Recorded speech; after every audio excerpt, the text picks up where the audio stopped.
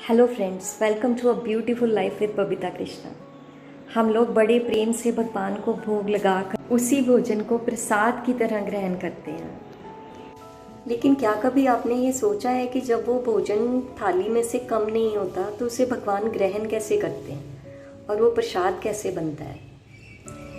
ऐसा ये ख्याल एक बार एक बच्चे के मन में आया था और उसने वो सवाल अपनी माँ से भी किया। माँ ने जब बच्चे का मासूम सवाल सुना तो वह सोच में पड़ गई। उसने बड़े प्रेम से भगवान की तरफ देखा और उसे भगवान की तरफ देखते ही अपने सवाल का जवाब मिल गया।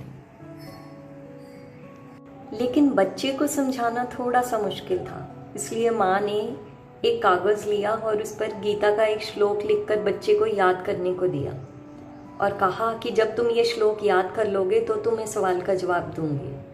करीब 1 घंटे बाद बच्चा माँ के पास आया और कहा कि माँ, मुझे श्लोक याद हो गया, और उसने माँ को वह श्लोक सुना दिया।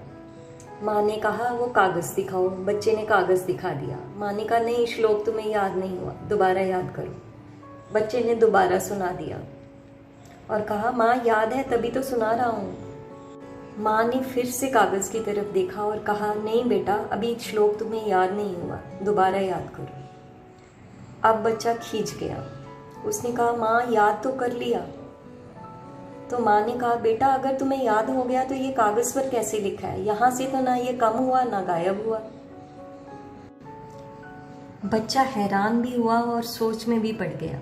अब माँ ने उसे प्यार से गोद में उठाकर समझाते हुए कहा, बेटा, जिस तरह ये श्लोक कागज़ पर भी लिखा है और तुम्हें याद भी हो गया, उसी तरह जिस भोजन को हम प्रेम से बनाकर भगवान को भोग लगाते हैं, वह भोजन भगवान भी उतने ही प्रेम से ग्रहण कर लेते हैं। लेकिन भोजन थाली में से कम नहीं होता, पर प्रसाद बन जाता है।